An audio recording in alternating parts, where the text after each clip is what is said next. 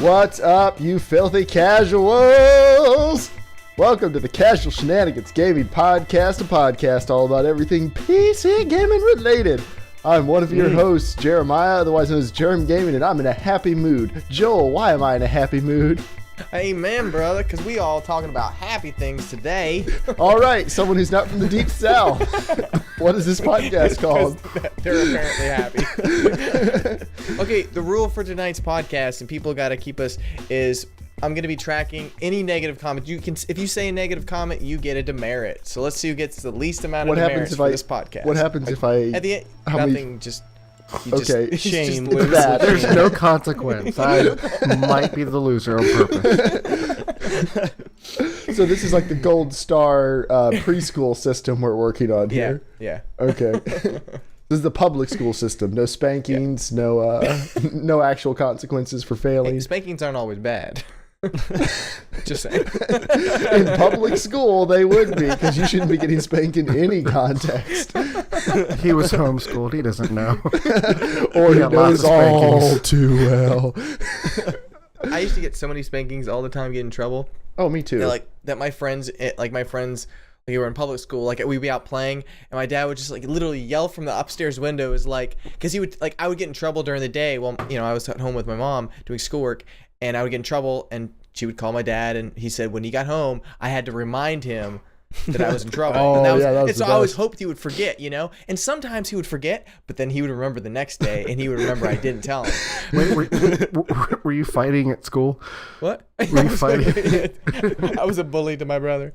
No, and so, my dad would call from the window. He's like, I know you're playing outside, but you have a debt to pay. And my friends would just be like, all right, see you in a little bit, Joel. I would just walk right in, get spanked. Like an hour later, I'd come back out. Like, all right, let's keep going. You have a debt to pay. It's so foreboding. So yeah, tonight is the Happy Cast. Coincidentally, it is also the week before American Thanksgiving, a day where we sit down and give thanks for breaking free of the British oppressors and successfully eradicating all the natives who live where we own now. It's a happy cast. I was so happy. It's a happy cast, but only for the victors. That doesn't count as a negative comment, Joel. That's really what Thanksgiving's all about. It's celebrating all the things we have by taking them from the people who don't anymore. Joel, we gave them smallpox blankets. I mean, it's like it evens out. Joel, you started the happy cast off with a story about spankings. I don't think you have the room to and we've covered smallpox blankets. But yes, it is. It's American Thanksgiving next week, and we are taking a week off. We're not going to podcast on Thanksgiving. But today we're going to talk about all the things that make us happy about video games. Because a lot of the time, to be honest, this podcast can veer slightly to the cynical / negative side, especially when Joel and I have a 2% disagreement on anything. But in reality, we are all very good friends, and we enjoy playing games together, and we should probably focus on that a little more than we do. So tonight, we're just focusing on the good things. I wouldn't say the podcast always leans towards disappointing because of us. I say disappointing. Because I enjoy. Negative. No, it's because of Apple. It's more because Steve Jobs. I think we can all agree that as of the last 6 to 8 months, it's just crappy news in gaming, and I'm a lot of the time there is. I almost PC gives you options. I'm like, I don't want those options. I just want to play a game. I don't want to have to do patches. I think the console players feel that way too. This seems irrelevant to the happiness, Joel. Yeah. So if you want to make me happy, just show me the options screen in Far Cry 4. The one that doesn't work for you. So yes. We had to do introductions. I'm Jeremiah, or Jerem Gaming, one of your hosts. I'm joined by Dave, the not so evil Viking 13. We are joined by James, who has some very foreboding shadows on his face this evening. And I missed Joel. the white shirt memo. Bazinga! Yeah, I never wear my white button downs. I don't know why I decided to today, but I don't know. I feel good. I feel like I can handle whatever comes my way. You and James are matching. Well, it's the happy cast. You guys got to dress up a bit. Yeah, me and Joel. Next year, we're all wearing suits. We start the podcast out like we always do, talking about Patreon. We thank you, everybody who supports us on Patreon. We have a new Patreon supporter this week, and Joel is now going to sing your name. Hey, Ben. Thank you for supporting the podcast. Sing. Your name Sing. is what? Sing? sing. I said Joel's Thank going to you, sing. Ben. Thank you, Ben. You Much are better. wonderful to us. As your cash flows into our pockets. And that's And enough then of we that. spend it on That is a new crappy T-shirt, right, Joel? PS4s. Represent. Hopefully you guys are hearing the benefits of your Patreon money. You should be hearing awesome audio quality or better audio quality. New mics and everyone recording their own audio feed sounds pretty good. You probably won't hear that when we have guests on, because unless they can record their own audio feeds, there's nothing we can do about it. I've got to use the master feed I record. But as long as it is a hostful goodness episode, everyone should be able to record their own mic feeds and everything should sound really awesome. So yeah, we are now going to go to our main topic this evening, which is, what is your happiest moment in gaming? What is your happiest moment in gaming? Now we start with Debbie. Debbie, a member of Casual Shenanigans Gaming. Her happiest gaming memory for her is playing Skyrim while it was snowing outside and she was drinking a glass of mead. That sounds pretty good. That sounds like the ideal way to play Skyrim. She doesn't mention a roaring fire, but I'm assuming there was a roaring fire. I'm immersed just listening to that. Although I really think with Debbie, you could just say, my favorite gaming moment is playing blank while drinking a glass of blank. I think the two just kind of go hand in hand. Gamer juice. But the snow is what makes it unique. Otherwise, it's just a normal Thursday. So Joel, what are your happiest moments in gaming? Yeah, I wanted to bring this podcast back to its roots and happiness. All right, Dad. I mean, games bring us joy, right? Isn't that the reason why we play these games? Ideally, yes. It can't only be for friendship. I used to play it when I had no friends. Shots fired. So I put down a few of them, and I just remembered one last one that I wanted added. But honestly, like, definitely one of my happiest moments, like earlier, like back in the day, was playing Mario 64 on the N64. And there was a level. He's getting all the stars, but there was a couple stars that were just insanely hidden. And one was, you just sat and you looked up at the ceiling painting in the castle, and you wait there for, like, I don't know, it was like 10 seconds, and then it kind of morphs you into a new world. And I just remember finding that by accident, because like I didn't really have internet back then at that time, or it wasn't fast enough to even. I never thought, like, oh, let's go onto forums and figure out stuff. So that was really fun finding. That was such a cool moment, because it was me, my brother, and a couple other friends that we knew, and we all played through the game kind of together. Like, they were terrible at it, so they always made me play it, but it was just fun working through the levels together, like figuring out where the stars, and that was one. And then as of lately, definitely beating Dark Souls 1. That was, well, When did you beat it? I put on the note saying finally liking and understanding Dark Souls. When I finally started liking it, it was like something clicked. I was like, wow, this game is like magic to me. I just love it. It was just awesome. It was the right balance of like being insanely hard, where it's so sarcastic. It was like, oh, this is totally what I like. And then actually beating it, I was really surprised. I never thought I would ever beat Dark Souls, like ever. I mean, I went from absolutely hating it to somehow beating every single boss in the entire game. Oh, so by beating, you mean like you completed everything? I did all the side bosses that you don't even have to kill, every single thing. And it was a joy. It was a really, really fun game.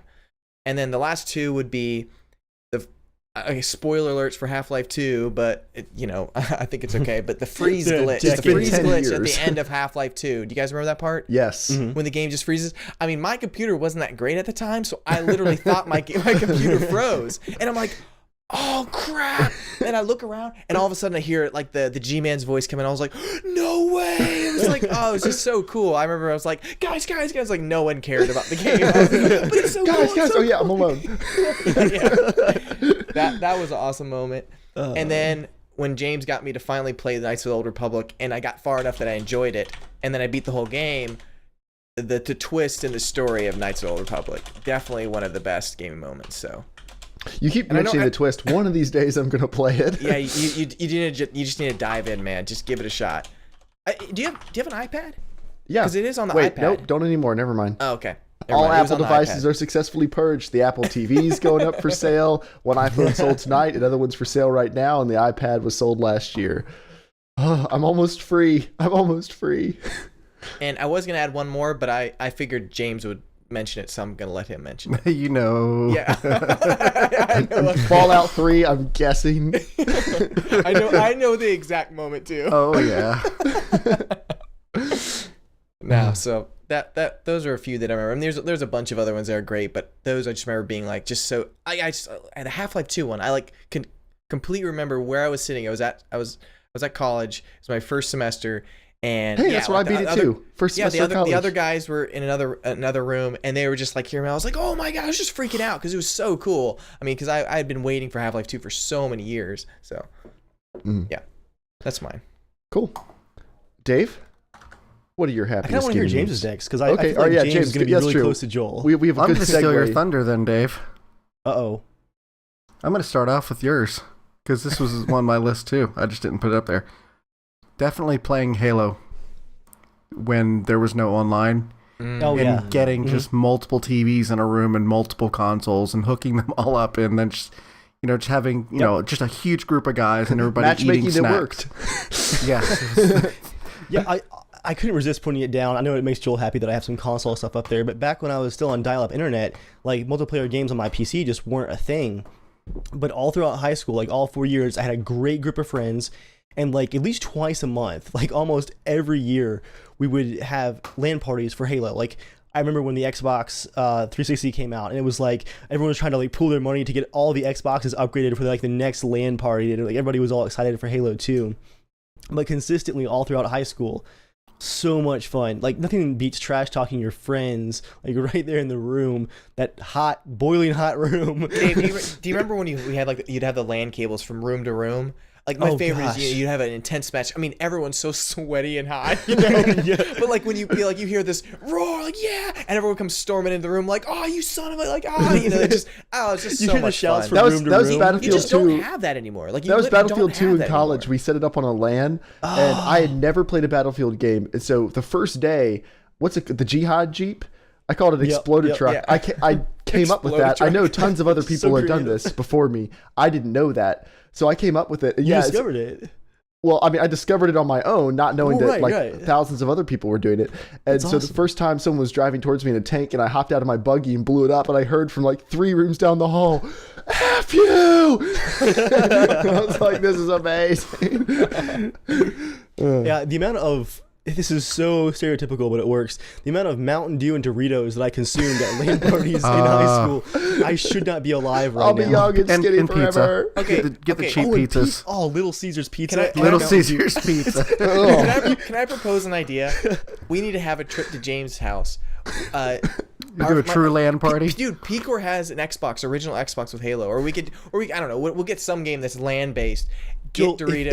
if we get eat Mountain like that, Dew. we would be all so die. much We're fun. old, Joel. We're old. Yeah, I don't know. That doesn't. What we'll stay up all night drinking Mountain Dew and eating Doritos. to be fair, though, the crime scene Then would look pretty cancer. awesome. When they found our bodies. 4 the next games, day. like I'm tired now, Yeah, guys. we're like, wow, that It's was. like 9 o'clock. We'll be like, well, that was a little different than I It's remember. 11:30. It's bedtime. 11:30. You old man. Dave, you we know should I've do stayed that up late playing games. Don't you fuss. No, I was actually expecting more like 9:30. That'd be me. Like, oh, this Mountain Dew's make my heart all jumpy. I better rest for a while. Dave doesn't eat that anymore. He eats like straight up steaks and tacos at 3 in the morning. Steaks and tacos. After James and I were playing DayZ a few nights ago, and it's true, I had some leftover pulled chicken in the fridge, and I'm like, I was free running to a military base with James. I'm like, James, I'll BRB, and I like went to the kitchen and like made a homemade burrito. It was like 1 o'clock in the morning. No shame. I can't judge. Yesterday, I was making bacon and eggs while playing Grand Theft Auto with Mark. Like we're in the middle of a 3-star police pursuit. He's driving. I'm sitting there. Oh, that's the best. That's why you always choose to ride. You can do all kinds of other stuff. Snack. James, have you ever watched a TV show while we're playing Hold GTA on, 5? this is me. This is me when I'm just riding the car, just Texting while riding. looking around. Oh man. So yeah, my next, I definitely agree with Joel with the Twisted Knights of the Old Republic. Another one related to Joel. Watching Joel play Eternal Darkness and fall for the little game glitch things over and over and over. What are the game It glitches? had, I'm not familiar with this. What is this? like, it has what's called a sanity meter. So like the more you get scared by this stuff, your sanity starts lowering, and as it does, things start happening to the game. Like you all of a sudden you see the volume thing on the screen, like it's going up, and then it goes all the way down, and you have like no sound. And Joel's like, "What the heck happened?" Yeah, I'm like, James, like, why'd you turn the volume down? And it was the game, but I keep getting tripped up because I don't know, I just wasn't expecting it. And like your body just like explodes, and like you fall on the floor, and he's like, "No, what happened?" It's like, just kidding, I'm losing my sanity.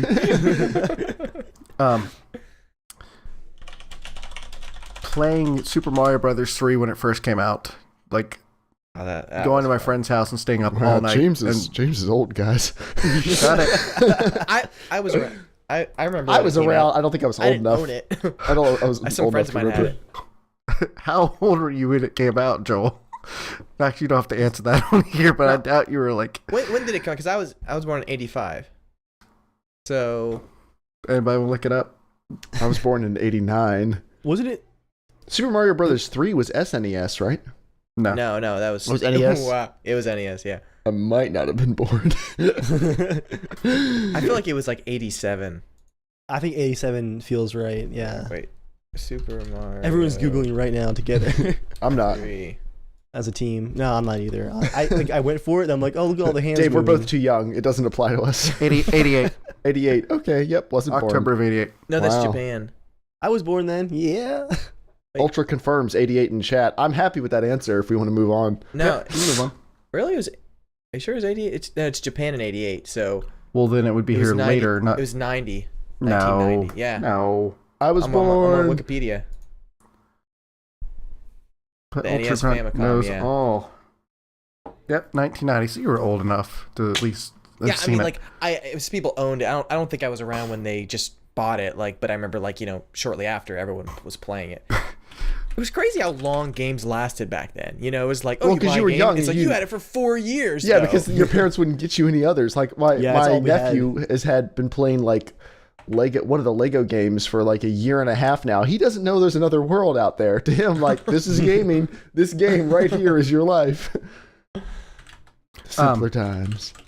So again, showing my age, getting the Sega Genesis for the first time, just because it was the first.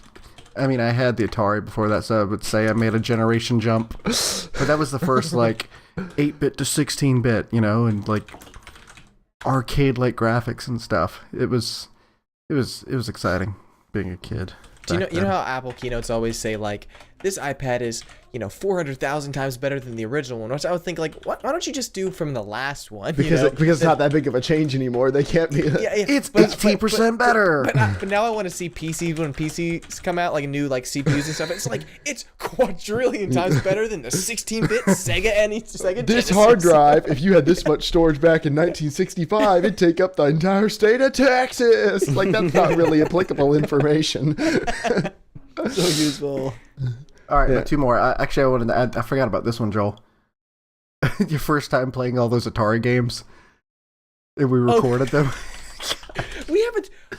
Where is that? Where's our channel? Is Did it you start like a Gamers? YouTube channel? Yeah, Yeah, that was going to be a thing, wasn't it? Like, you guys were going to record these old games and play them? Like, play them Yeah. and show them to the world? Life just got in the way.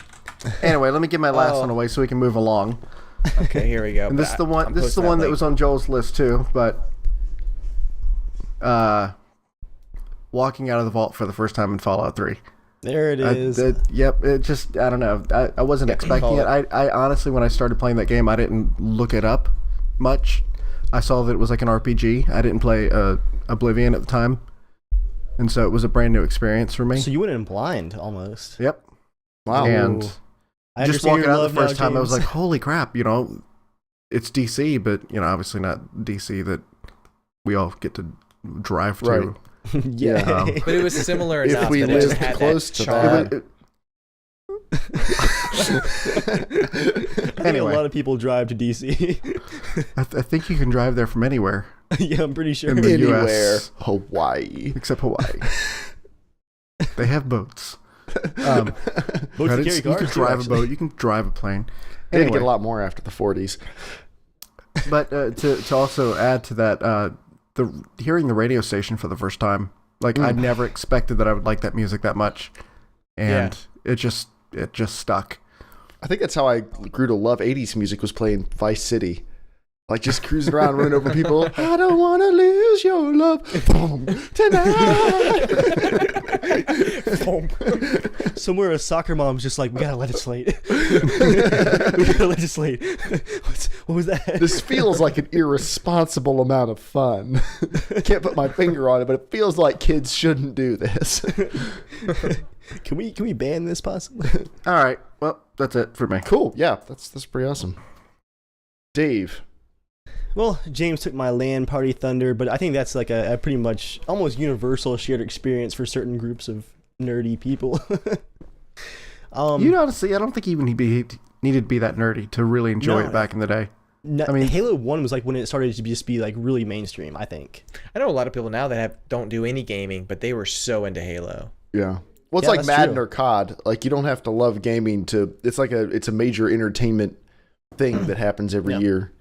Just like there's tons of people who watch like all the Marvel movies who don't really know anything or care much about comic books. They just really enjoy that one franchise. Yeah, it's kind of an event. Yeah. All right, what else you got, For Dave? favorite moments, the twist in BioShock 1 got me so good. Like it blew my mind. That's one of my favorite single player game moments. Is that a ever. happiest moment though? When he's going, "You're a slave." You're like, "Yay!" No, because it was like, in the moment, like I'm like, okay, it's a twist. And then like I start thinking back to like the entirety of the game's dialogue up to that point, 2/3 of the game. I'm like, everything like hinted at this. The entire game up to this point. Oh, I know, Dave. I was like, like, so good. It's like you look back on that first part of the game, the first 2/3, and you just like shift perspective all of a sudden. You're like, it's like I look at it totally different now when I play back through it. So good for a twist. Well, wasn't that game just so amazing because it was like it wasn't that it was your character is a slave. It was that like you as the player. That's how I felt when I played. I was like, you.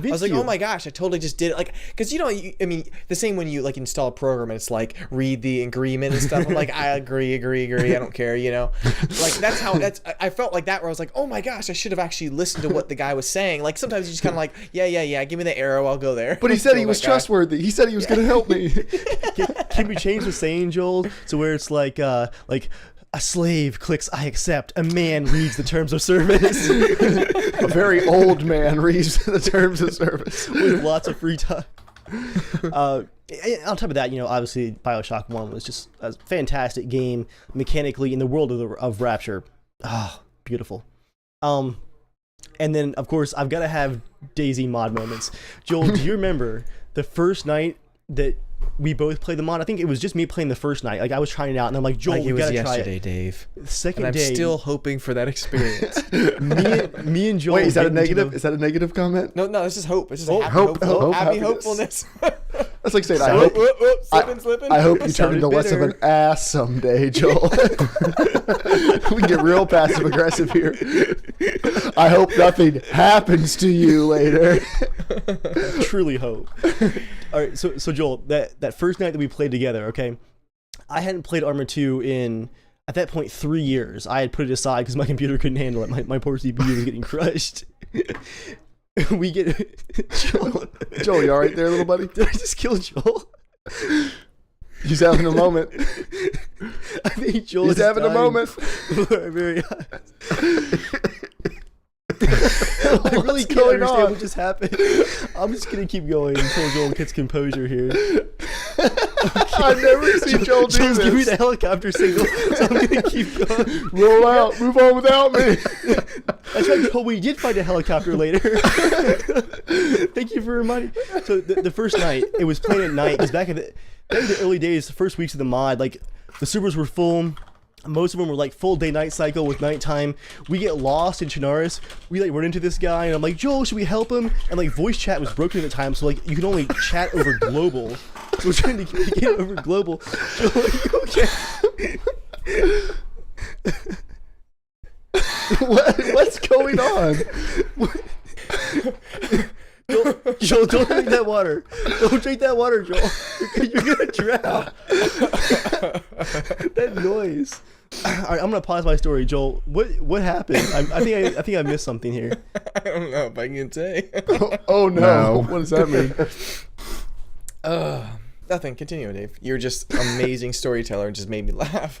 Can you Can you explain? Because you lost it for about 3 minutes there. I'd like to understand. I think you got some fans in the chat. Oh my, what is going on? Everyone needs you. The world needs you. What's going on? Sorry. I'm so sorry. Don't take this photos. But James just sent me a poke from TeamSpeak at the perfect moment. He says, Jeremiah looks like Hitler tonight. And I just lost it. The earmuffs cover a little bit of the side, and I was like, I just died. I don't even know why it's so funny, but it is.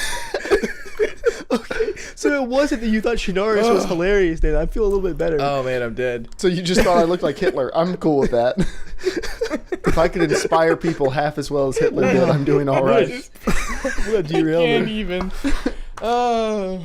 Okay, so but yeah, that first night in DayZ, where it's pitch black, it's broken. You can only communicate over global chat, not even direct. One guy's like begging for help at that one farm compound that I now know is gosh, where was it? I think it was Staroy, I think.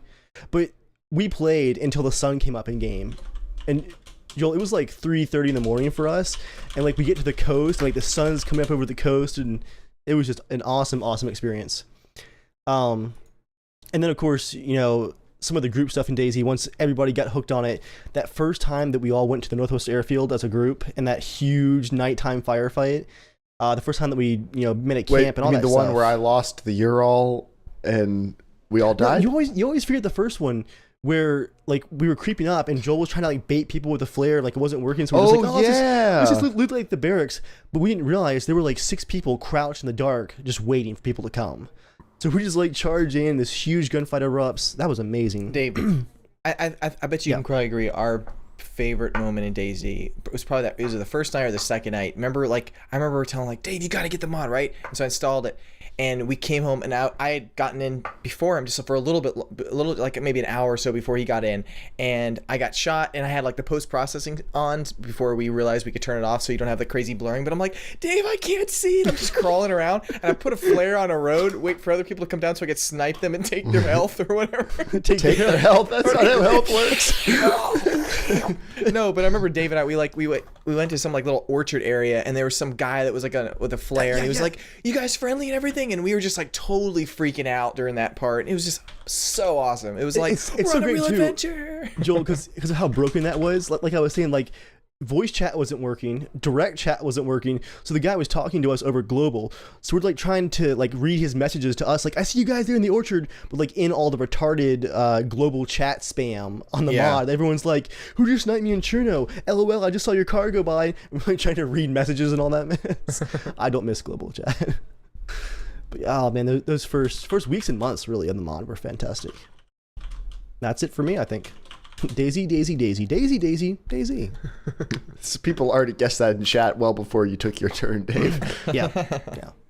Okay, mine. I'm going to start the most recent and then work my way back. I just saw Ultra DayZ playing DayZ, getting a chopper in DayZ. My most recent couple, when we pulled off that Payday 2 heist. I forgot about that. Because it took so many tries, and it's like 3:30 in the morning. We're all just screaming at each other because we're so frustrated.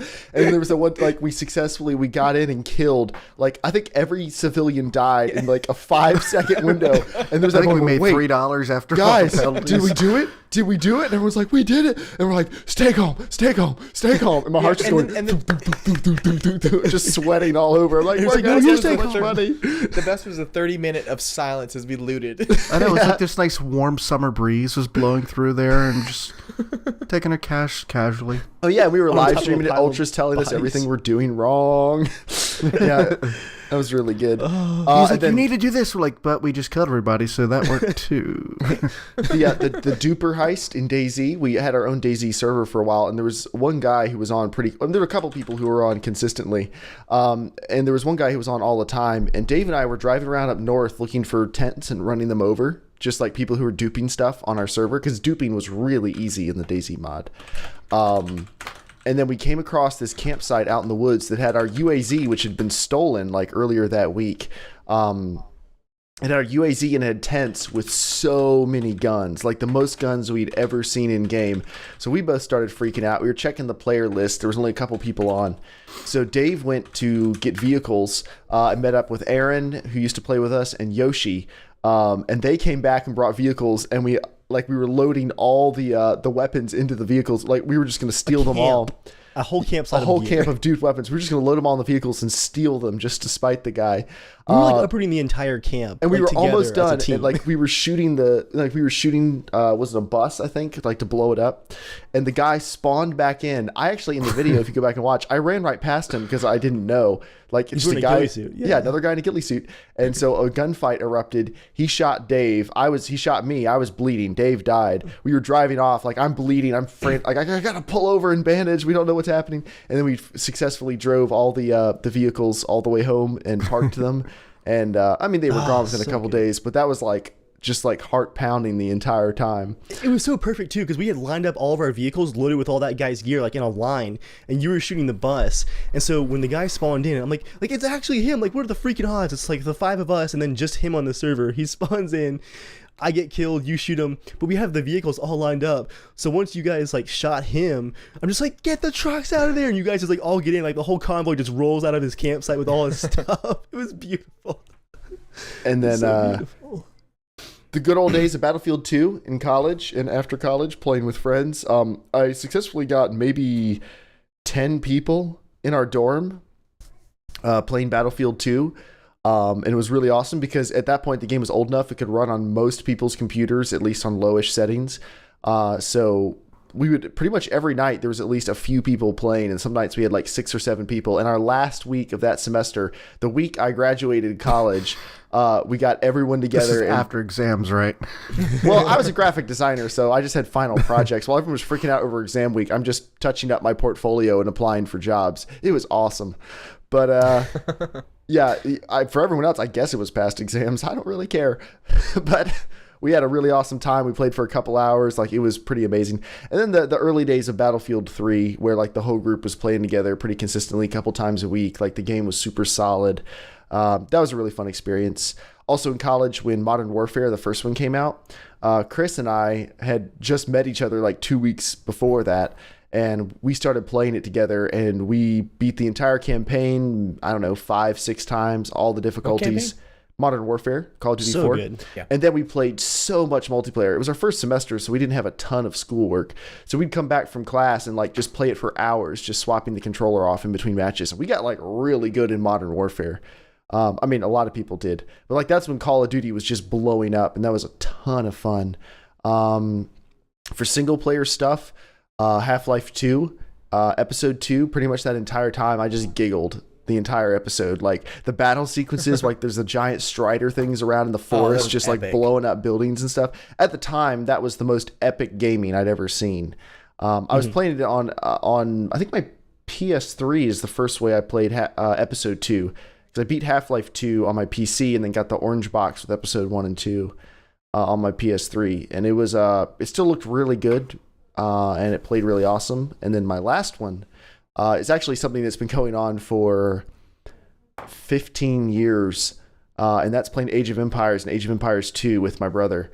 Both my brothers and I played it when we were younger. Like, Age of Empires was pretty much our only game that we had for over a year, and we just played. I still think I've played more of that than anything else, but now, not to bring it down too much, but as my brother, like my next youngest brother, and I have gotten older, we've grown apart a little bit. Like, we've ended up liking a lot of the same things, but he started liking them after I left for college. So like, I wasn't really around when he was really becoming a teenager and everything. And we've kind of drifted apart, and we don't really have like the brother relationship that a lot of brothers do. But one thing that we still is very consistent is we both love Age of Empires, and Age of Empires 2 HD edition will run on anything. So got a gift copy for it, and like even on that Apple Watch.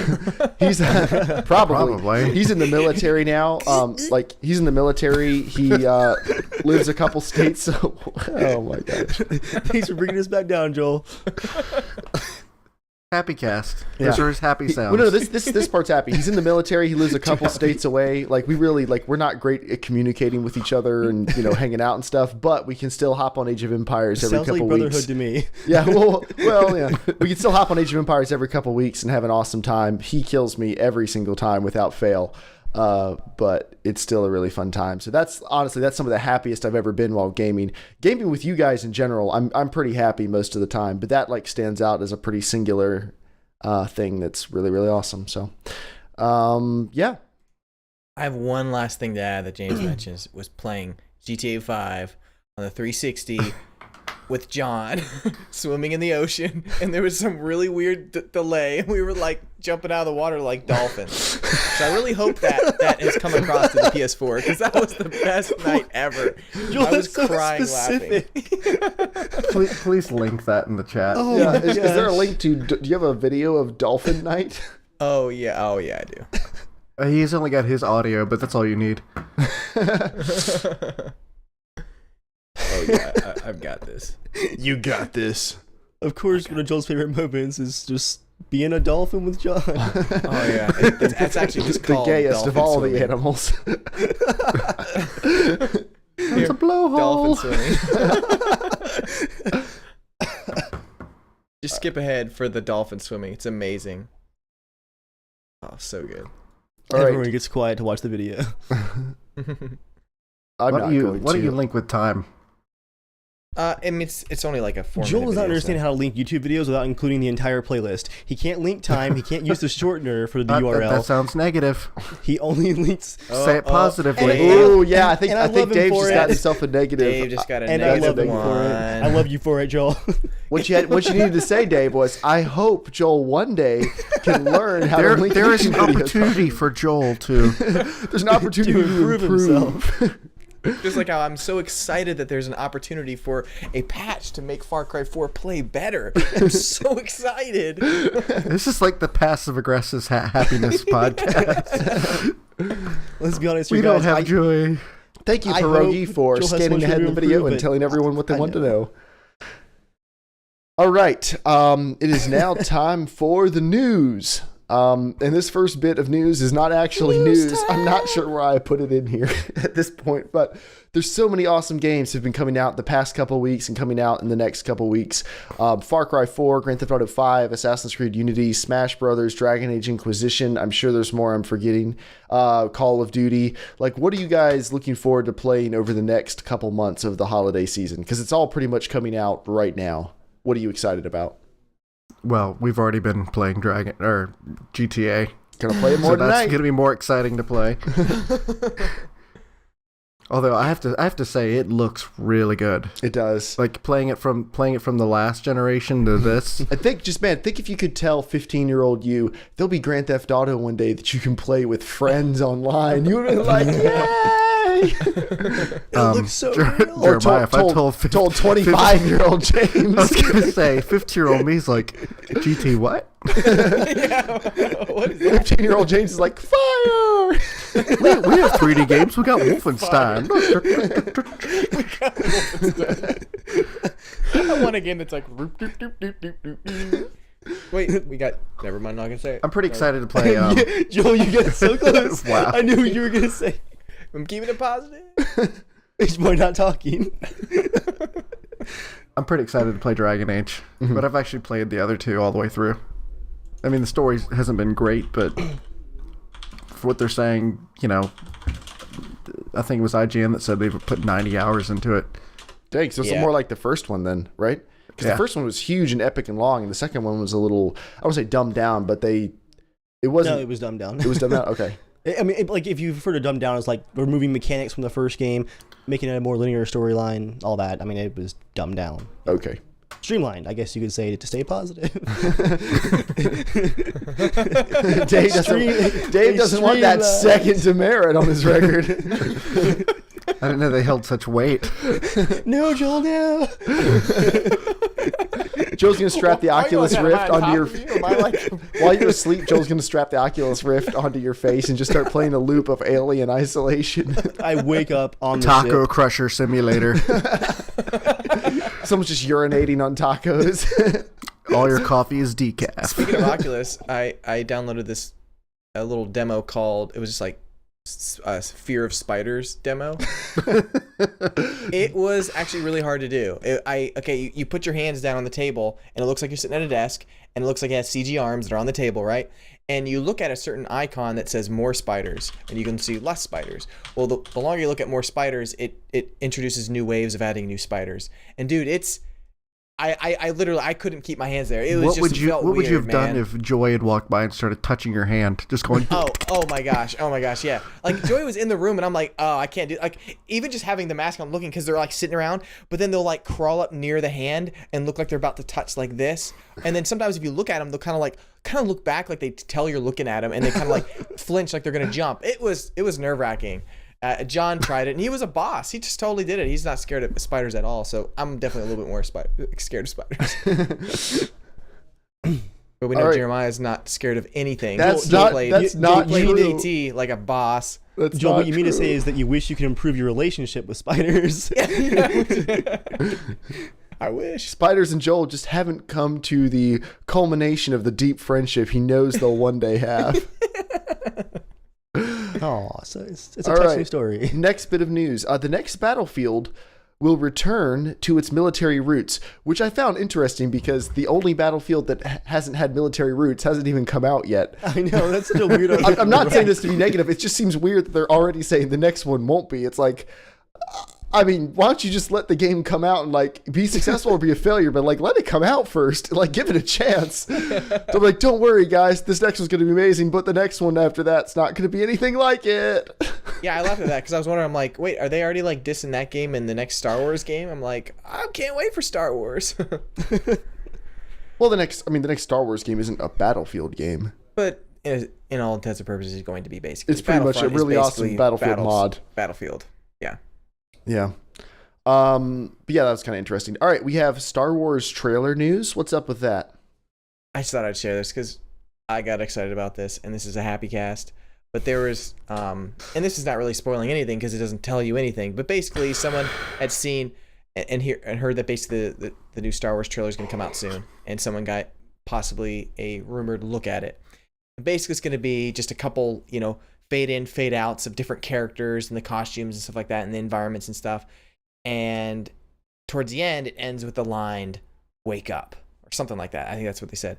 Because the title's called "The Force Awakens." Up, Mr. Skywalker. You've been asleep too long. We need your help. That's Can a you weird do that mashup. voice? Can you do that voice in Norman as the Bandit King? Yes. Hello there. need to search this guy. Hello there, little buddy. What you doing wandering around in our area? I'm going to shine this light in your eyes. Ooh, I can see all your secrets. Careful, y'all. Don't hurt him. Much. Please, Joel, Save a little piece for me. bonus feature, Joel.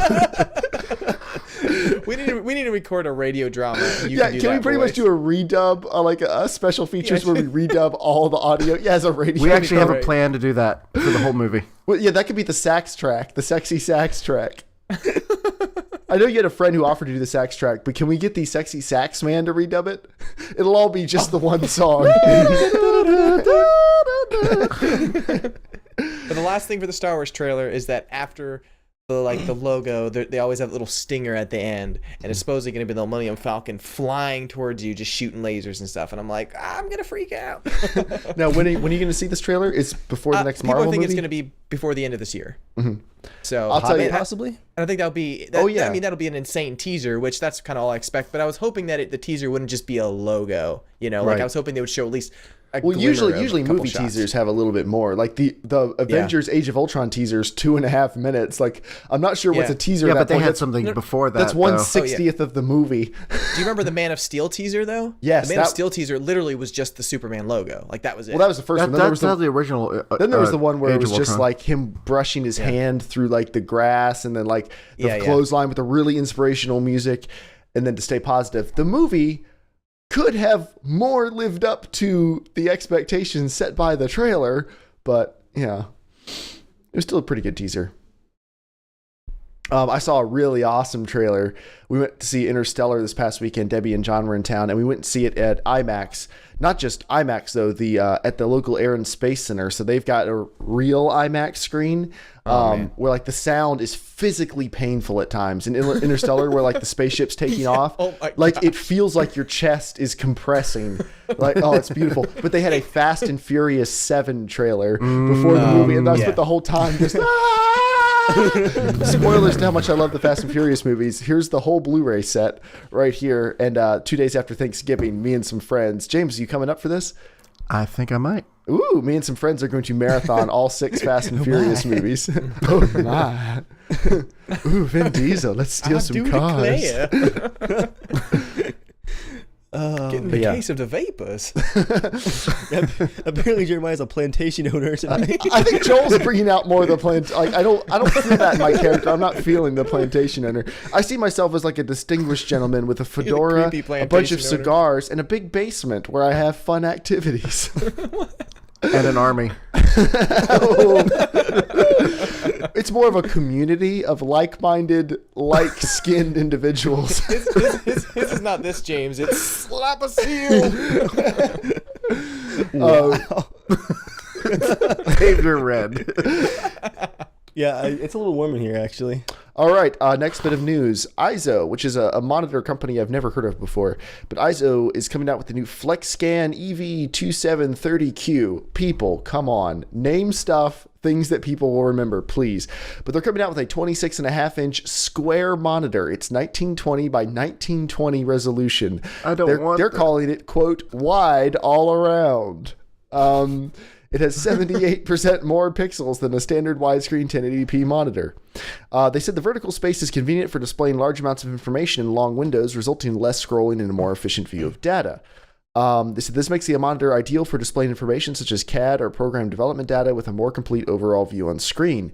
It's a non-glare IPS panel, 5 millisecond grade-to-grade response time, 1000:1 contrast ratio, 3000 nits of brightness, a 2-port USB 2 hub, built-in speakers, and DisplayPort and DVI-D connectivity. So it has all of that stuff. It has a flexible stand with height adjustment, tilt, and swivel. It does not include rotate because it's a square screen, and that wouldn't really make any sense. It'll be available the first quarter of next year. No word yet on price. All right, I'm going to stay positive. I like widescreen. I do too. It's interesting. Like I see what they say about like having more vertical real estate's nice, but a lot of developers use vertical. They always use vertical. I'm using a vertical monitor. My email monitor is a vertical monitor, and it's awesome. I guess I'd have to use a square monitor. Like I'm not saying it's bad. I've never used one, but I liked the move from 4:3 to widescreen a lot. So I guess even if I don't use all that space, like. I'll use the space of the monitor for something else. Yeah. So I'll have like something else. I mean, I use 2 monitors, so I obviously use more than what one widescreen monitor gives. But even when I'm down to 1, I still try to put different programs side by side to use up my whole screen. I'm pretty excited. I've got a 4K monitor on the way. And I'm pretty excited to see like how many windows can I stack side by side. And, yeah, thank you, Dave. It's gonna be one full screen of Twitter, 4K Twitter. You know, if you just hooked it up to your projector and moved your font size down to like non-viewable, you could get a lot of windows on your wall. That's true. At that point, I think it might be like too low resolution. I'm not sure, but yeah, I'm excited. For anyone who's curious. Literally no one is, I'm sure. Dave got me. He got me. I just gotten paid for a wedding, flush with all that business cash. You know, the business needed an upgrade. But Dell just last week announced a 27-inch IPS 4K monitor. It doesn't have any of the shortcomings of all the previous 4K monitors that have been affordable. It's 60 hertz, single panel, IPS.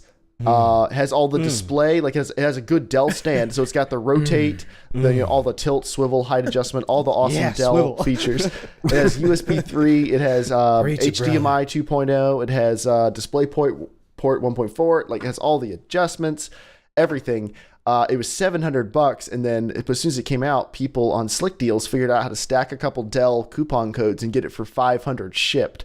And Dave sent that to me right when I got home from a wedding, and I was like, I was weak. I just sat down and ordered it, like before I even started dumping cards from the wedding. I was like, fine, I'll do it. You dumped a card that night. No, that was the day after my 970 torched itself. Back to the 290 Master Race. Wait, I didn't hear about that. I meant your credit card. What happened? No, my 970, I was testing out streaming settings. Just so everyone knows, if you're tired of choppy podcast streaming, well, one, the cheap ass 4 should help with that because we'll be moving streaming over to a separate box. But even if that didn't happen, I figured out using Shadowplay. You can actually use Shadowplay encoding with Open Broadcaster, and I was broadcasting at locked 30 FPS at a quality setting, the Blu-ray quality preset, and people who were watching it said it looked amazing, or it looked really good for a Twitch stream. And then my computer blue screened and the graphics card no longer worked. So I think I just got a lemon. I mean, it's bound to happen every once in a while, so... it's okay though. I got your back plate, so it gave you the experience to give you some more time to think about and be excited about the next video card. Well, no, it was in the middle of the workday. I was just testing, like I was eating lunch and taking a break. That's when I tested the streaming. So like I had to uninstall drivers, and fortunately I hadn't gotten rid of my 290 yet. I hadn't listed it for sale, so I had to pop it back in, reinstall AMD drivers. I was back up and running in a couple minutes. And my 290 works fine. Honestly, it's a little bit faster than the 970. It's just kind of warm. Do you not keep a spare card, Jeremiah? What? Do you not keep a spare card just in case? Yeah, a Radeon 4870. Yeah, I've got a GTX 9800. But I mean, I've got a spare card, but also I can just run off integrated graphics. I can run two monitors off. I can run a DVI and an HDMI monitor off my integrated. So if I had to, I could just run off that for a while. It wouldn't be a big deal. Would this be kind of an interesting idea if like motherboards could have a special, just an extra video card, like an onboard one, like really cheap, crappy, just enough so that if you card does go down and you have no other card, you have a backup to, I don't know, fix something. Well, yeah, most motherboards have a built-in video adapter. Do they? That's what I said, yeah. Yeah, Joel, that's actually... Is it just VGA still? Or, I mean, like, honestly, no, I don't know if most one new motherboards have HDMI and DVI outputs. Oh, that's been the standard for like 15 years. Joel, most like, if you go like into an average office, in a positive manner. if you go into it's good because Joel now has the opportunity to be educated on something he didn't know. If you go like to an office, look on the back of his computer though. Why don't you look on the back of your computer right now? I haven't. Oh man, he did not give you a good look. Was that a happy look, James? I think you have to judge that. Right now, guys, I'm down below my desk. You can barely hear me in the caverns below. Oh, I see it. It's a DVI and HDMI adapter. Holy crap. You guys are true. I'm an explorer. That's a sweet lens flare on your camera. Thank you. Yeah, but so most computers have that, Joel. And they used to have the graphics integrated onto the motherboard. Now with Intel boards, it's actually integrated into the CPU. You have like the HD 4000 graphics. And if you install the drivers and set up a couple things, you can use the Intel graphics processor to actually do some computing. I actually do a lot of my video rendering when I'm mastering large files down to smaller ones, like to send to people or stuff. I use Handbrake, and I use the Intel QuickSync video, and it will encode HD 1080p video at like 300 to 400 FPS. It is super quick. So it's really awesome. Oh, actually, related fact about DayZ. DayZ is obviously CPU bound and not GPU bound. Joel, he's laughing about something else. Who are you making fun of this time, guys? When I see both of you laugh at the same time, I know there's trouble. I will not be repeating this one. Okay then. Intel actually sent Bohemia some information about the onboard graphics on some of their newest boards, and Bohemia did some code adjustments. And there was a guy who was doing some testing, like an actual player, who was just like, I wonder if I can run DayZ on my motherboard. He was getting 30 FPS on low settings with his integrated graphics at 900p on his Intel motherboard, thanks to the optimizations, which is pretty wild. So it's actually an option for some gaming. Wait, like which optimizations? The optimizations just for that Just for okay, integrated Intel graphics, yeah. Intel, like, they sent Intel some codes, and Intel, like, sent some stuff back, too. So there's some back and forth, and there's actually a player who can play DayZ on integrated graphics which really explains the CPU bottleneck. Like, if you don't need a graphics card to play, I think there's some headroom on the As soon graphics as You don't card. even need a monitor to play. You just need audio. Think Just how, an MP3 think how player. amazing DayZ will be when they finally get like dual core support in there. Like the game's just Oh, gonna man. explode. Or Silky, ARMA so with silky. multi-core support. What? Or ARMA with multi-core support. Yeah, that'd be fun. Okay, Jeremiah, all those missions you've been making, what if instead of 1 core to play with, if they gave you 8 threads to add stuff into the map?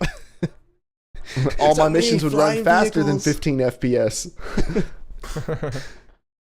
Okay, what's the last news item? Who put that in there? Oh yeah, this one's actually me. I got an email from my what's the word? YouTube partnership program, I guess. I'm with Machinima. Apparently, Activision has been not only taking down Call of Duty glitch videos, but to take them down, they've been issuing a copyright strike, which does actually hurt your channel's standing with Google and YouTube. Now, what type of basically- videos are they taking down, though? just glitch videos. Any videos that either showcase glitches, focus on glitches, or funny videos about glitches. Anything that the video is mainly about the glitches. They're using the Digital Millennium Copyright Act to issue a DMCA takedown and strike against the video. This instantly removes it and gets a strike against the channel. And in theory, if your channel gets 3 strikes, you can lose your channel immediately. It just gets taken away from you and it's gone forever. So I wanted to ask you guys. I know this is the Happy Cast, but this struck me as I don't know, a little bit Gestapo. grim. Like, Well, there's two sides of it. On one side, it could be grim. On the other James, you have a side, theme tonight. they maybe don't want to be promoting. I could see it from their perspective. Like maybe they don't want to. Some part of them doesn't want to Right. promote cheating or hacking in the game. So they're saying, "Hey, if you're showing off that at all, we're going to take it down. We want people playing Call of Duty the right way." I can That's see true. that. I mean, that's. Or they don't so want people I can see learning that for exploits. multiplayer, like if people are showing off glitches. But what if they're showing off like glitches in single player? Would you have an issue? Do you Well, think? are they taking those down? Do we know that they're doing that? That's all the details that I have. But So all we apparently know this is they're an taking issue. down multiplayer glitch videos. I would say No, if we don't have It's more, not. Is it multiplayer? I'm assuming. No, it doesn't say either way. Actually, in the email, Okay, it doesn't, you can assume it's multiplayer though. I don't know. Okay, well we don't know for sure, but Yeah. So to be as fair as possible, we don't really know which videos they're taking down. So to give them the benefit of the doubt, it may be because they don't want to propagate popular hacks and stuff until they figure out a way to fix Yeah, them. that's true. That's a way to they- be positive. That is a way to be. It's the Happy Cast. Except for the one exception to the Happy Cast is the Singularity Shame segment. I didn't want to save this segment for next week. It's not the singularity shame. It's a singularity room for improvement. The Singularity Room for Improvement segment, a part of the podcast where we highlight a company who has a little room to make themselves better. Tonight, we're talking about Comcast, which it could be said has a lot of room to make themselves better. Wouldn't you? They This have means their. they have so much room to grow. You know, They do. Yeah. They do. Some people just look limitless. They're like a tiny redwood Limitless. sapling. The sky is literally the limit. Oh man. They have Xfinity Internet, and they're rolling out some new features for next year. So here's some positives, guys. In the Tucson, Arizona market, the internet tiers are going up from 250 to 300 gigabyte. If you have the Blast internet tier, your data usage goes up to 350 gigabyte. If you have Extreme 50 internet, it goes up to 450 gigabytes, and Extreme 105 customers get 600 gigabytes of usage. In other these news, are I have data caps, Verizon right? Fios. Yeah, data caps. I have Verizon Fios, and I Googled it, and someone said, yeah, I've hit 9 terabytes in a month, and no one said anything, so I think we're good. So that's in Tucson, Arizona. So they're bumping up their bandwidth. That's nice. They're doing a trial in some other markets like Huntsville and Mobile, Alabama, Atlanta, Augusta, Savannah, Georgia, Central Kentucky, Maine, Jackson, Mississippi, Knoxville and Memphis, Tennessee, and Charleston, South Carolina. Here is their trial. On Xfinity Internet tiers, they are introducing Xfinity Internet Economy Plus. You can choose to enroll in the flexible data option. You'll receive a $5 credit on your monthly bill. And that $5 credit lowers your data tier from 300 gigabytes to 5 gigabytes. For $5 off a month, you can get 295 gigabytes less data. Now, if customers choose this option and use more than 5 gigabytes of data, they will not receive the $5 credit, and they'll be charged an additional $1 for each gigabyte of data used over 5 my gigabytes. God. Wait, So what? if you save $5 on your internet each month, and you use 6 gigabytes of data, not only do you pay full price, but you pay an extra $1. If you use 300 gigabytes, you pay $300. Jeremiah, I had to do the math here. For $5, they're just requesting you make the very minor 98.3% reduction in your bandwidth. 98.3%. What Lower. the heck? It's not a reduction. It's a, how do you say that positively? It's a Service way of adjustment. making money. It's it's a way of their shareholders making money to feed their families. It's an And to- elimination of, and it's and to elimination plate of their data yachts in waste. pearl. It's an elimination of data waste. You don't need all those extra gigabytes Data is floating not a around out there. renewable resource, guys. The cloud is not renewable. Wow. So yeah, That's literally amazing. 5 gigs a month they're allowed to download. Yeah, of total bandwidth, upload, download, anything. That's what my- people who dude, have like my Verizon. phone does more than that. That's people who have like Verizon wireless internet have that cap on it. It is pretty crazy. Now, if it was like we're offering an introductory $10 a month plan that's 5 gigs of data, I would say that's an awesome deal. Like that'll get people who've been waiting to make the switch, who just check their email and who won't use 5 gigs.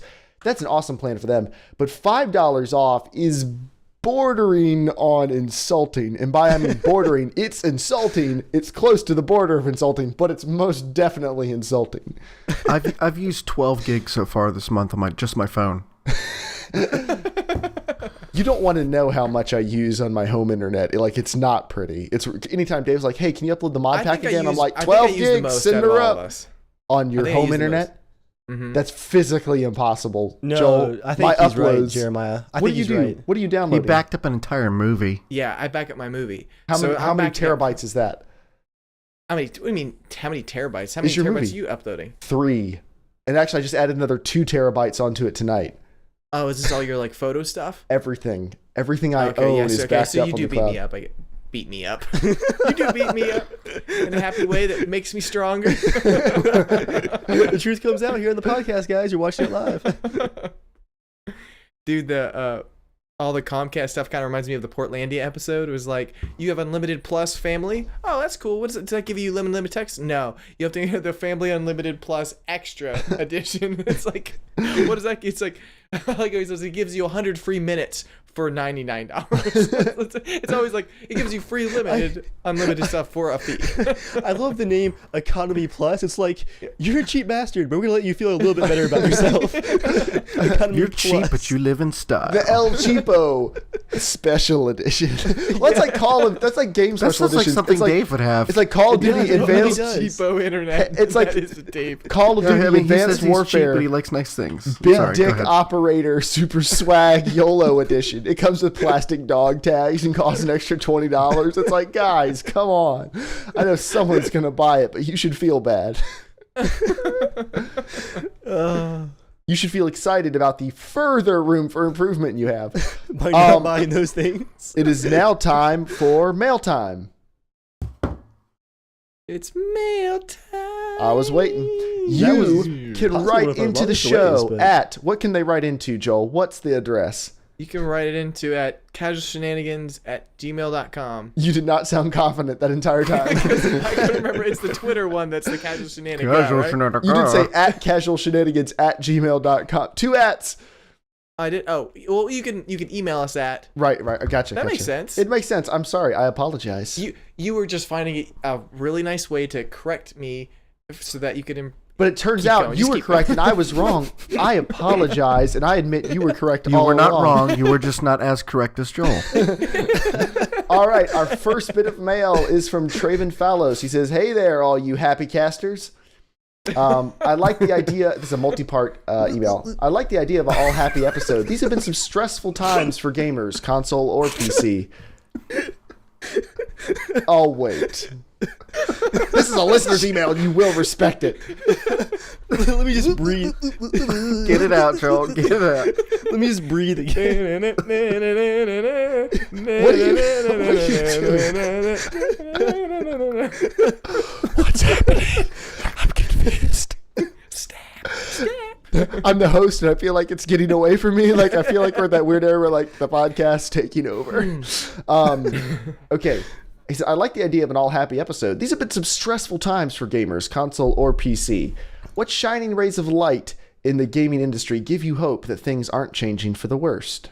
That's the first part. Anyone have any thoughts on that? To me, this has been a year that has room for improvement. I'll just put it this way. The only game I've played this year that just like went in, worked the first time, and was a fun experience, start to finish, no problems, was Call of Duty Advanced Warfare. And I did not think I was going to say that about Call of Duty in a year like coming up. I was going to say, hey, wow, that Call of Duty, that was the most fun I've had playing the game this year so far. But it was, well, GTA is probably going to take over for that. And but, wait, the question was again, what's the... what shining rays of light in the gaming industry give you hope that things aren't changing for the worst? Payday 2's continued support. It is now one of the most played games on Steam. That's pretty cool. I saw a post a few days ago of the top 10 games on Steam. I think it was like Tuesday or so. And it was like, number 1 was ARMA 3, which kind of blew my mind. Think Altus Life. People are going nuts over Altus Life. It was ARMA 3, and then a couple other like games you expect, like Civilization, stuff like that. And then it was DayZ and Payday 2, like all right there in the top 5, like some more indie games right up there. So that was pretty cool. This validates your choice in gaming, Dave. Yeah, this is all just about me feeling superior in my gaming choices. Shining rays of light. You can use your ultimate power to help those that are weak. We got a lot of mail to get through. Like your poor computer, Joel. It has room for improvement too. First, shining rays of light.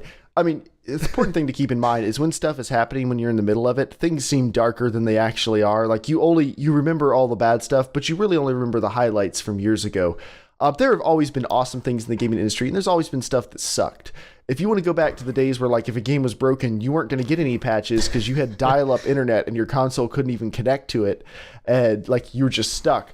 On the flip side, the games typically did work better when they actually released.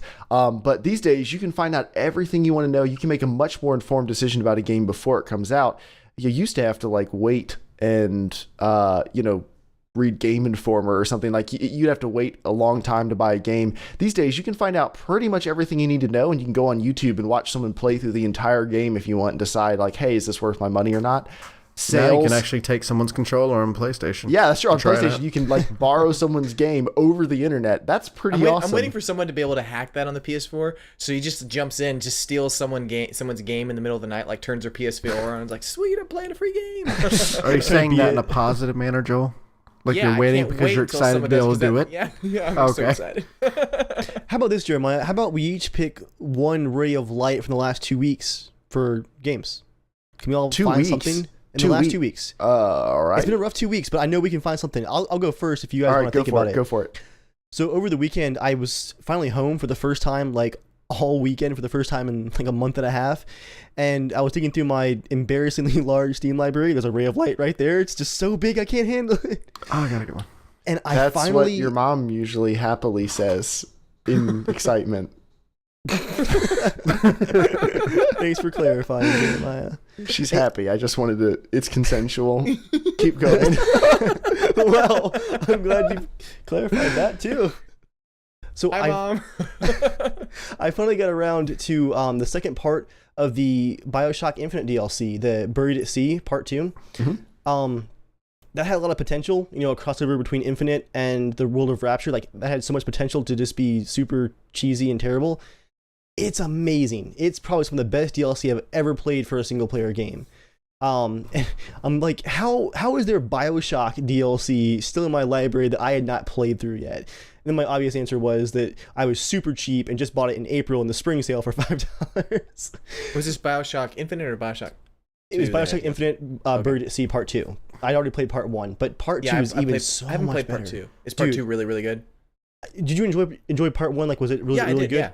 Yeah, it was short, but it was really good. Part 2 is easily 3 times as good. It's incredible. I mean, it feels like the first game all over again almost. Have you beaten it? I think a third of the way through now. I got cool. 3 or 4 hours in. It's so good. But yeah, I was like, but seriously, how was there BioShock DLC in my library that I had not consumed in its entirety? That's my ray of light for the last 2 weeks. Who else has something? James? Yeah, I do. Actually, with PSN you get those free games, and usually they're just like, I'll download it. Even I might not even download. I might just set it, download, then cancel it, just so it automatically adds to my library. Yeah. Just in case. And so I didn't feel like getting like really invested in a game, surprisingly. And so I hadn't tried SteamWorld Dig yet. Holy crap! I sat and played for 4.5 hours. Nice. Like, I wasn't planning on playing. I just figured I was just gonna try it out, and I just kept going and going and going and going. I beat it the next day, like after 6.5 hours of total playtime. But it was a really, really good experience. And you got it for free? Yeah. Nice. Very nice. If you don't have it already, Dave, I'd recommend it. It has that loot feeling. It's got kind of an old school like platformer feel. James, you and I just need like a code for a game where we can't explain the call of the loot, but like we just know. So it's Oblivion level. How about, James, we just call it a loot recommendation. Like, I can give you a game that's just a loot recommendation. You'll just accept it at face value as it's going to consume. You won't your accept soul. it. He'll loot that recommendation. It's called. We're not loot brothers for nothing, Dave. Loot bros. Hey, it's not wrong if it's consensual. Right, Jeremiah? As John told me the other day, it's not gay if you don't look. That's what he said. I was like, wait, what you just say? Joel, there's no context that can make that better. I don't think the real context can make that better. No, that's what I'm saying. There's no way. No amount of room for improvement can save that one. Joel, what's your shining ray of light? The game Retry on iPhone. It's kind of like a Flappy Bird, but it's really good. It's like a little plain game, and look at that bright screen. It's you're not gonna be able to see anything. Yeah, it's just really fun. It's just like a little tappity tap game, but I was like, what's this? And then it's really, really fun, and I've played many hours of it, surprisingly.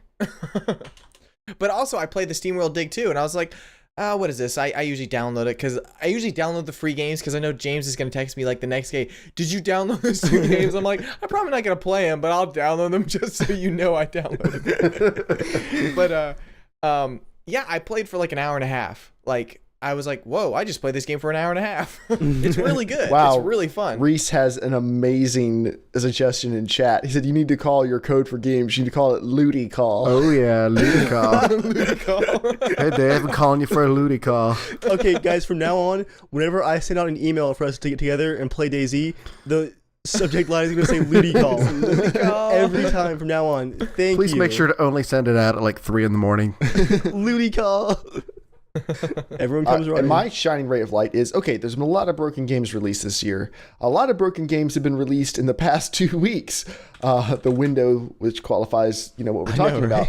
But we've gotten a lot of them for free with our graphics card codes. Whee! Free for only $350. But here's what I can take comfort in. I'm playing Grand Theft Auto 5 right now. I was just able to rent Call of Duty Advanced Warfare for $2 from Redbox. I was able to play that game. That was a pretty awesome campaign. I'm playing Grand Theft Auto 5 right now. By the time I get around to Far Cry 4, they'll have patched probably most of the issues. By the time I get around to finishing Assassin's Creed Unity, they'll have patched most of the issues. There are so many awesome games coming out right now. It doesn't even matter. Like, as the longer I wait to get around to them, the better they'll run. Like, the more things will be improved. There's always launch day issues, and it sucks for modern games, but they're doing so much and they're on such tight deadlines. I understand why it happens. I don't like it. But I know that most of them don't want to be launching broken games. The people actually developing the games. The publishers might not care, but the developers don't want to release broken games. And, Battlefield 4 is definitely an anomaly. Like, a game being broken for a year is pretty rare. That doesn't normally happen. Normally, games have issues. Developers fix them pretty quickly, and you move on.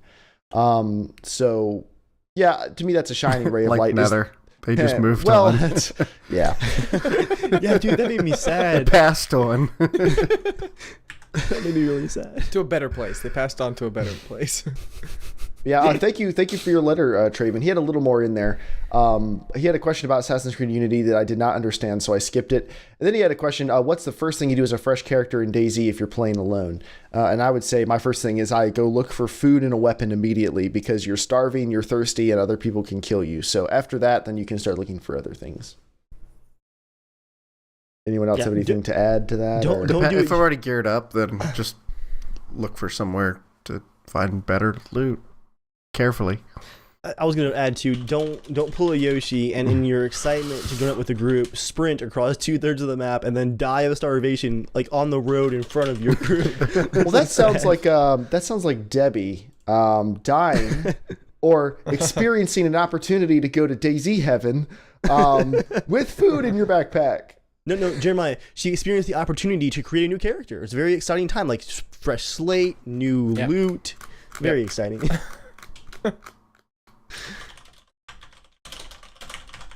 I'm dropping the Unity question in chat so Pierogi can decode it for us. I'm feeling like next week, I'm really want to play Dragon Age. I feel like I want to do that for Thanksgiving weekend. But I have GTA 5 and Far Cry 4 with Dave, and you still have the first two that you haven't finished. I don't know if you I'll ever can't gonna delayed finish gratification. Well, it's hard getting into those games now, and the next one looks incredible. And the story's not amazing in the games. They're Which just kind ones? of. They have dialogue trees, Dragon Age. James. Oh, Dragon Age. They have dialogue trees, James. That's all you need. Did you guys hear what BioWare did for the people who hadn't played the first two, like me? This is so cool. No. They created a website. It's like a choose your own adventure book for both of the first two games. I heard it takes about 15 minutes to go through. You actually do all the main quest decisions on the website, and at the end, it creates a save game file that you download and import into the third game. So like they did that with Mass Effect as well, I believe. You learn the world, the characters, you make the choices, and then you end up with an actual downloadable save game. I think that's a ridiculously awesome idea. Like, they pulled it off. That's awesome. They did that for Mass Effect 2 that got released on the PS3 because it didn't have the the Mass Effect 1 on it, so they like allows you to do a couple like little mini story mode and then choose kind of almost like the Walking Dead game. Yeah, that's a really cool idea. All right, our next bit of mail is from Kanan. He says, "Hello everyone, it's me, Kanan. I'd like to thank you for the quality content you bring. Keep up the good work." Thanks, Kanan. I want to touch on a point that Joel brought up in the last podcast. Now, Joel, friend of mine, good close friend of mine, we're not going to argue about anything that's about to be said in this email. We're just going to read it as mail, and we're going to move on, okay? Okay. And Dave, you're going to referee. All right. Wait, I wasn't even part of it, so let me referee. Okay, all right. I wasn't at the podcast. Joel continues, this is all Kanan's words. Joel continues to say that the cheap box 4 won't last as long as a PS4. It's called the cheap ass 4. The thing is, PS4 will last only because it's a console. The devs just have to cope with the shitty hardware for the next couple of years. It's not lasting because it has adequate performance. And since it's running an APU and games are developed for it, PS4 will always have an advantage compared to the cheap ass 4. The consoles are going to be the same and keep the gaming back, and we'll be getting shitty ports. But on the other hand, since we have so much piracy, we need consoles. It's a loop of nonsense. So the conclusion is to be happy and play on whatever you want. I'm joining the 970 club very soon as well. Such a nice GPU. As always, stay casual, slap a seal. Thanks, Kaden. Stay casual while slapping a seal. I like that. I just got like a guy with a top hat, like. All right. Do that slap again. Our last bit of mail is from One Call System. He says, "Hey, Casual Shenanigans crew, One Call System here. I just got into the Servarium beta over the weekend and I'm having a lot of fun with it. I was wondering if you guys were going to try the game out at any point. I know Dave is a Stalker fan of the group, and I've been watching his Stalker mod playthrough as anything Stalker related I watch.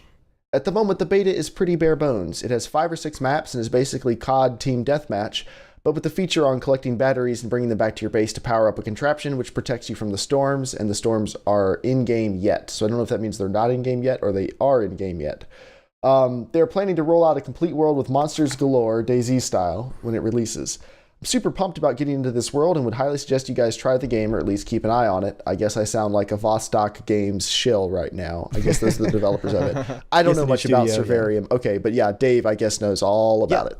I've been in the alpha. Wait, nobody shills on our podcast. Let's be honest. We They would don't in a seek us second. out to shill. We would in a second, but we don't. We don't have the opportunity. Please, I want to sell out so bad. So yeah, Serverium. I've been watching it for a few years. It was announced like almost the same month as DayZ standalone, I think. And as a huge fan of Stalker, I've been keeping a close eye on it.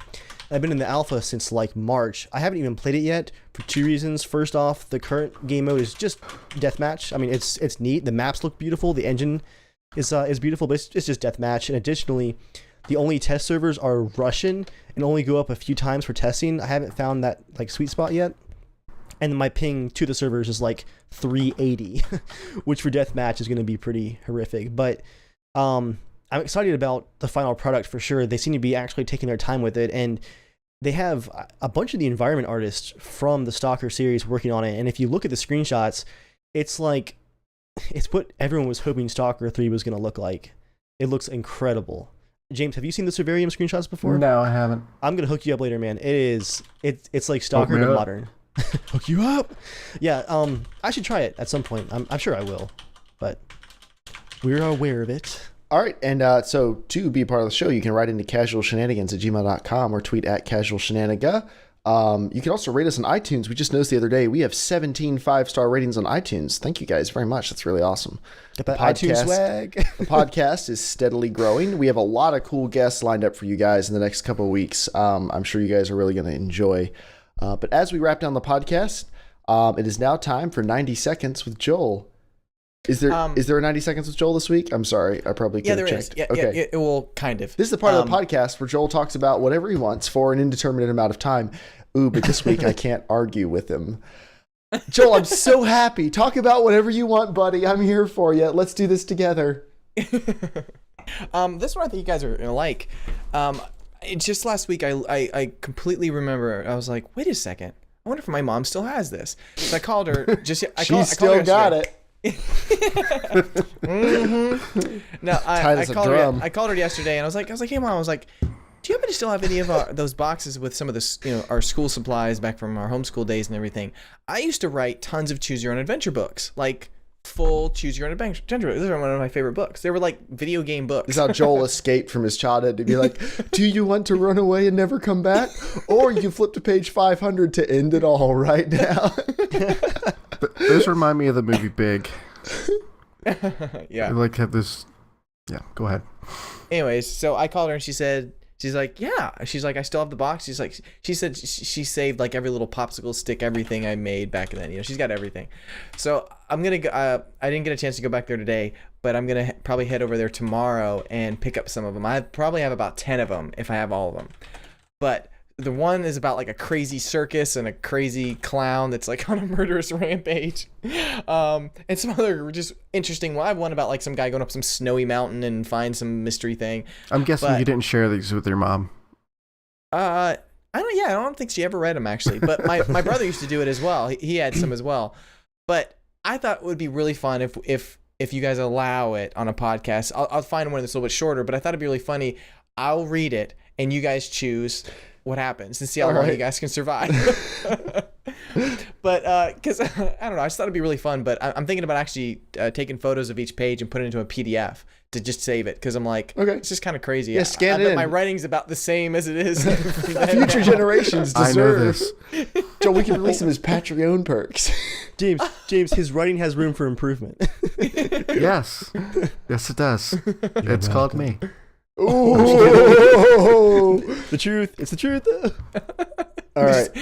I'm happy to say that. What? I'm happy to talk about things I'm better I'm happy at to than be you. working on the film. Well, thank you, Joel. I look forward to hearing that, and I'm sure all the listeners will suffer through it happily. It is now time for the comment of the week, or in this case, the tweet of the week. Dave, what do you have for us this week?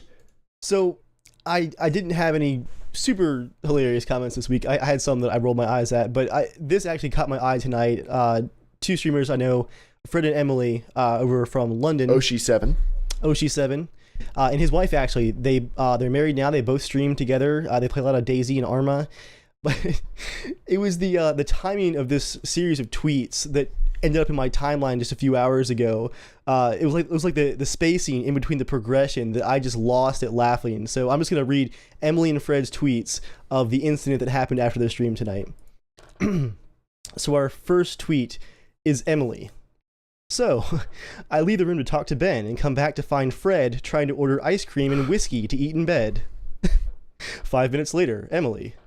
This is the least screwed up decision I've ever been a part of. 5 minutes later, Fred. I did a bad thing. What? That sounds like a great night, actually. Ice cream and whiskey after a stream. I'm lactose intolerant. That would be a really terrible night. I'm so drunk, but I can't control it. Oh, man. Whiskey farts. Ice cream. All right. Does anyone have anything else to chip in before we wrap the podcast down in record time this week? Should we mention that? I mean, Why don't we all say one thing we really like about each other? Oh, sorry. What's up, Joel? we can do that. I was gonna say, now that we're playing GTA 5 on the PS4, if anyone else has a PS4, I know they hate me because I play on a console, but if you have a PS4 and you'd like to play with us, we might be able to hook you up we'll and, join our crew. Germ join our Gaming crew. and Joel, what's your? I think mine's just Jam Gelzo. Okay. Add me and we'll go through that. Joel's making me an admin on the crew thing, so add me on PSN Germ Gaming and we'll add you to our GTA crew. I will also be streaming some GTA this evening, probably starting around 10, maybe a little bit after 10, so be on the lookout for that. We're gonna have a lot of fun. And then tomorrow, if you guys have the ARMA 3 mod, sorry Dave, you can join the stream. If you guys have ARMA 3 and you have the CSG Dave. mod pack, come play an ARMA 3 mission with us. We're inviting any of you guys who own it and who have played with us before, or maybe you're a new player. And Reese, we've decided what we're going to do is Dave or I are going to need to use like a logme in or join.me session, remote into your computer and install your freaking mods for you. And remove all your malware, apparently. Buddy, pal. Because we want you to play with us. But yeah, play ARMA 3 with us. We're not sure which mission we're going to do yet. Dave, it has occurred to me playing GTA tonight is going to negatively affect my ability to finish that mission. So we might retool another one for tomorrow. Like we've got... Race at Dawn is like basically ready to go. Yeah, let's just play that again. It's optimized. Yeah, let's just play that again. And I also have the updated version of Traffic Stop with more HVTs for more fun. Yeah, so we're going to play a new mission of some kind tomorrow. So that's going to be at 8 p.m. Friday. If you're listening to the audio version of this, I will try to get it up so you have enough time to listen to it and make an informed decision. Otherwise, it's just for everyone in the stream. If you need any more information, email us casualshenanigans@gmail.com. I will email you back with information about mod packs and stuff if you don't have it yet, or tweet at casualshenanigans. But it is up to you to get everything installed and working. We're not going to be starting at 8 and then actually starting at 9:30. At 8 o'clock, we are crewing up. If you need help getting stuff working, tweet at us, email us, and we'll try to get something going ahead of time. But you need ARMA 3, you need the mod pack, and you need to install the Evolve gaming client and add Germ Gaming on the Evolve gaming client so we can have a virtual LAN. Although Dave, you and I should test and see if the multiplayer LAN. We should test it. It's been like 5 months. We should test and see if the game itself is working. We probably should. But yeah, so thank you everyone for coming out. Anyone have anything else to add before we go? Or are we ready to wrap this down? Wrap it up. Tie it down. Jeremiah is such a good podcast host. He is a good podcast host. Aw, guys, that's so nice. All right. So Dave didn't care. He didn't add in. You guys said it all. I mean, you put it all out there. You agreed with us. I agree with you. Thank you everyone for coming out. We will be taking the week off next week. Go be thankful about something if you're American. If you're in the rest of the world, go be hopeful that you can be American one day.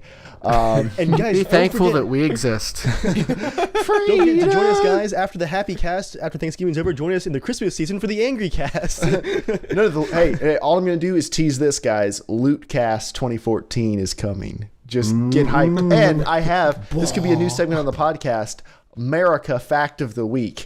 America Fact of the Week I learned this past week. Guess how tall the new One World Trade Center tower is? 1,776 feet. 1,776 feet tall. If you're curious what's the significance of that, that's the year we signed the Declaration of Independence and said, screw you, England, we're going to be our own country. So, could we say that the Freedom Tower is now a giant middle finger pointed across the ocean at Great Britain? to our brothers. To our brothers in Great Britain. A friendly middle finger. A hangover Are you cast. guys not at all weirded out by the name? The One World Tower? Oh, all right, Mr. Illuminati. That's not what it's called, is it? I can't read it. No, that's it's not the what One World Trade Center. One World Trade Center. No, it's called like Freedom Tower 1. No, that's what it was called back in the day. Everyone's searching now. I think it's called the One World Trade Center. Searching Yeah, it's called the One identifies. World Trade Center. Oh, okay, that is a little weird. Yeah. Well, they couldn't just call it the World Trade Center again. They had to come up with like a slightly different name. I don't know. It makes sense. There's a bunch of buildings though that are the World Trade Center. It's not like one building. Yeah, it's a You know. complex. Apocalypse is near. Anyway, yeah, thank you guys for coming out. You can tweet at Casual Shenanigans, at Germ Gaming, at Evil Viking to be a part of the show. You can write into casualshenanigans@gmail.com. Check us out on Patreon. Support us. Cool things are coming. We have almost finalized plans for the Cheap Ass 4. We'll be telling you more about that very, very soon. Oh, yeah. That's going to revolutionize arguments on this podcast. And we appreciate you guys very much. Thanks for coming out. Thanks for commenting. Thanks for listening. Thanks for watching. We appreciate you, and we appreciate that you enjoy what we're doing. And with that, everybody, We appreciate you. Stay happy.